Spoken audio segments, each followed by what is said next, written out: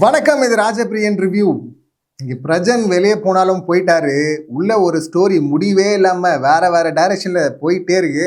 Sandra தேவையில்லாத ஒரு வேலையை பார்த்துட்டே இருக்கிறாங்க. சாண்ட்ரா பார்வதி ரெண்டு பேரும் பார்த்தீங்கன்னா அங்கே தனியாக இந்த பாத்ரூம் ஏரியாவில் இருக்கிற க்ளோஸ் ரூம் அங்கே போயிட்டு பேசுகிறேன்னு சொல்லிட்டு பேசுகிறதெல்லாம் இருக்குல்ல, இதில் எக்ஸ்ட்ரீமாக அழ வேற செய்கிறாங்க.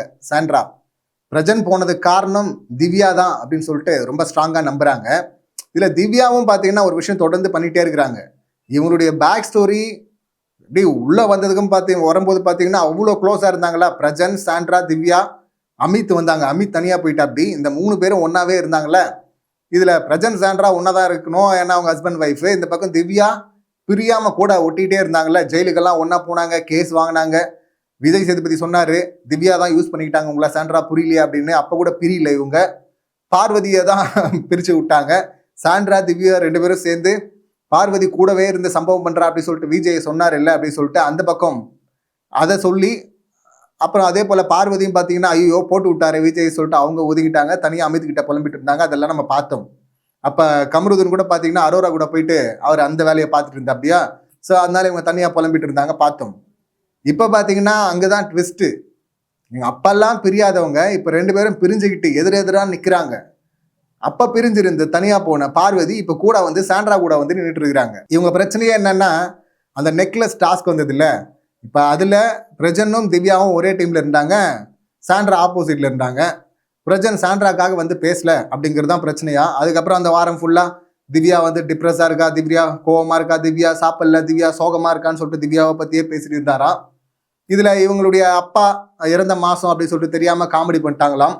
அவங்கள கேட்டால் வந்து நீ சோகமாக இருக்குன்னு சொல்லிட்டு காமெடி பண்ண வந்த, எனக்கு எப்படி தெரியும் அப்படின்லாம் சொல்ல, தெரிஞ்சவர் தான் இருக்கிறாரு, அவர் தான் அவங்க கூட இருக்கிறாரு, அவர்கிட்ட கேட்க வேண்டியதானே அப்படின்லாம் சொன்னாங்கல்ல. ஸோ இதெல்லாம் பேக் ஸ்டோரி. இப்போ அதில் வந்து பார்த்தீங்கன்னா நீங்கள் ஆடுங்க, ஆனால் வெளியில் ஒரு லைஃப் இருக்குன்றத புரிஞ்சுங்க, தெரிஞ்சுங்க, மறந்துடாதீங்க அப்படின்லாம் சொல்லிட்டுருந்தாங்க சாண்ட்ரா. இப்போ அந்த டாஸ்க், ஓவரால் டாஸ்கில் பிரச்சனை எங்கே ஆரம்பிச்சதுன்னா, சுபிக்ஷா வந்து தப்பு, கர்மபுட்சன் நாய்களான்னு சொன்னது தப்பு அப்படின்னு சொல்லிட்டு சாண்ட்ரா சொல்ல, வினோத்தை வந்து பார்த்தீங்கன்னா இந்த மாதிரி தப்பா தொட்டாரு அப்படின்னு சொல்லிட்டு அந்த கோவத்தை திவ்யா சொல்லிட்டு இருக்க. 2 பேரும் பார்த்தீங்கன்னா அங்கே சம்மந்தம் இல்லாமல் முட்டிக்கிட்டாங்க. இப்போ யாருங்க 2 பேர் ஸ்டேஜில் நிற்கணும் அப்படின்னு சொல்லிட்டு கேட்கும்போது பிரஜன் பார்த்தீங்கன்னா சாண்ட்ரா அப்படிங்கிறாரு. இந்த பக்கம் திவ்யா வந்து என் கூட பிரஜன் நிற்கணும் அப்படின்றாங்க. இது இன்னும் சாண்ட்ராவை கடுப்பேற்றுது. அடுத்து பார்த்தீங்கன்னா ஹாட் சீட்டில் பிரஜன் எஃப்ஜே சாண்ட்ரா இருக்கும்போது யார் போவாங்கன்னு போது சாண்ட்ரா அப்படின்றாங்க திவ்யா. அது இன்னும் ட்ரிகர் ஆகி விட்டுடுச்சு. ஸோ பிரஜன் போயிட்டாரா, இவங்க வந்து கபோர்டை வந்து கேட்க அன்னைக்கு நைட்டே பஞ்சாயத்து ஆச்சு.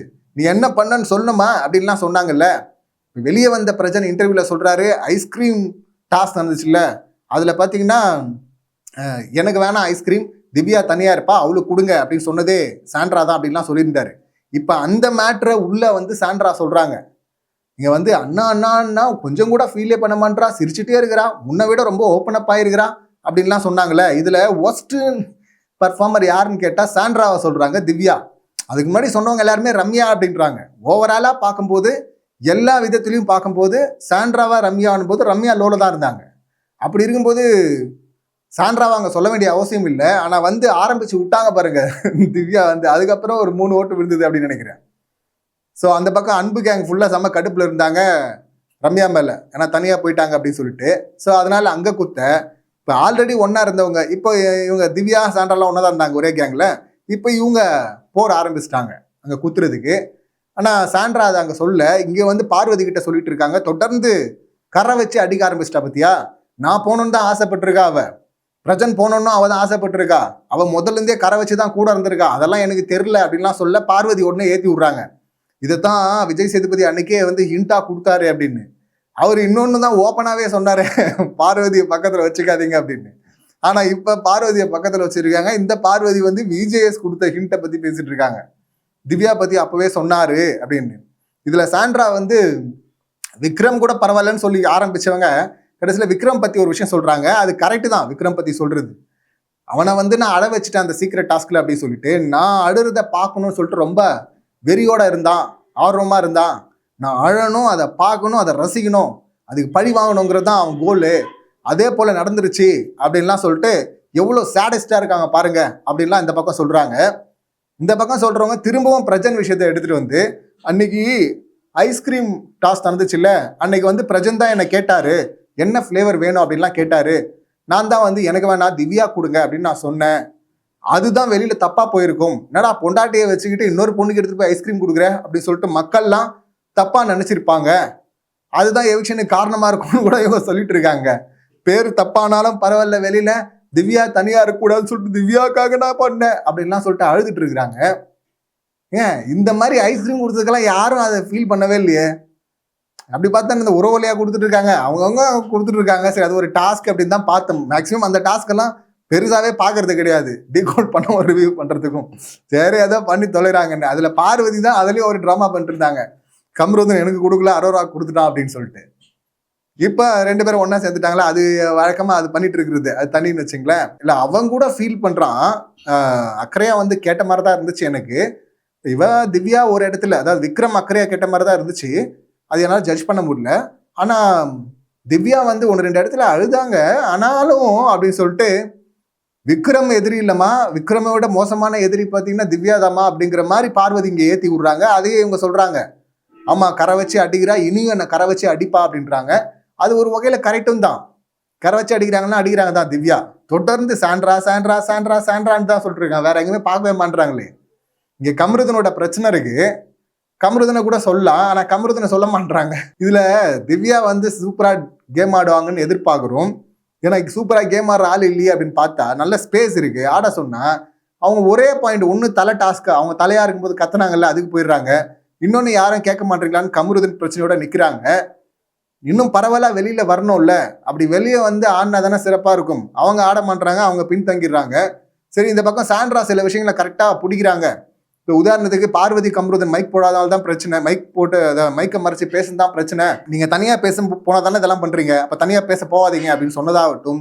இந்த பக்கம் கோர்ட்ல வந்து பிக் பாஸ் வந்து நீங்க ஒழுங்கா ஃபாலோ பண்ணியிருந்தீங்கன்னா தண்டனை கரெக்ட் அப்படின்னா பிக் பாஸ் இறக்கப்பட்டு எடுத்த பொருளாம் திருப்பி கொடுத்துருப்பாரு. இப்போ வரையும் அவர் கொடுக்கல அப்படின்னா அப்ப ஏதோ தப்பு இருக்கு அதுல அப்படின்னு சொல்லிட்டு அந்த பாயிண்டா பிடிக்கிறதாகட்டும் ரொம்ப கரெக்டா இருக்கு.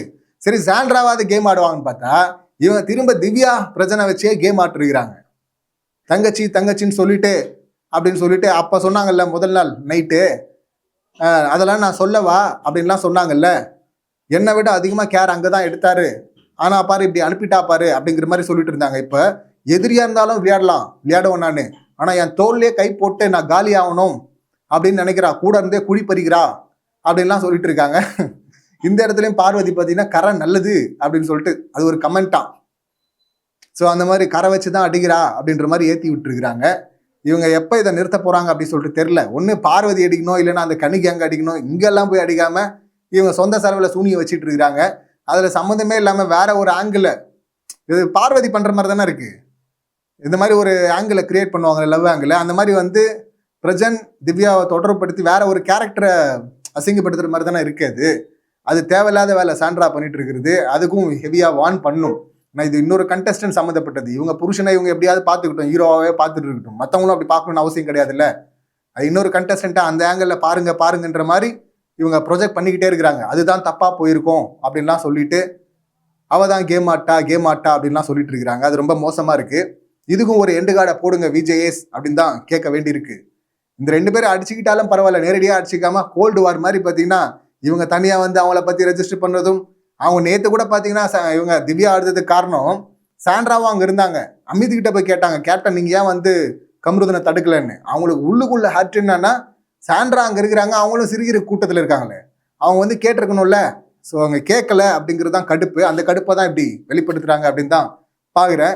இதுக்கும் ஒரு எண்டு கார்டை போடுங்க, முடிச்சு விடுங்க அப்படின்னு தான் சொல்லணும். இந்த சம்பவங்களை நீங்கள் எப்படி பார்க்குறீங்க, உங்கள் கருத்துக்கள் என்ன அப்படிங்கிறது கமெண்ட் பண்ணுங்க. மீண்டும் அடுத்த வீடியோவில் சந்திக்கலாம். நன்றி, வணக்கம்.